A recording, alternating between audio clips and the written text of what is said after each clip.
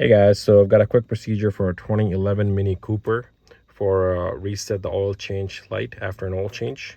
So it's a very simple procedure. First thing I'm going to do is put the key in the ignition, turn the ignition on position, let these messages clear out. Once these messages clear out, just press and hold the trip button.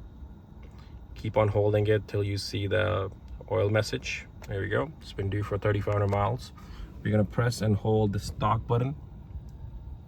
Just keep on holding it. Once you see reset, let it go, and then press and hold again.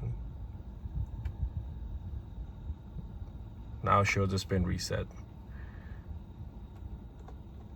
You can also press the stop button again to check the other services. We'll show you like the front brakes, vehicle check, rear brakes, brake fluid flush, and the oil change.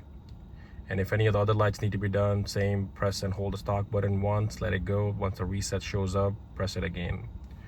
So pretty simple procedure. You can confirm that the light's been reset by taking the key out, putting the key back in, starting the vehicle.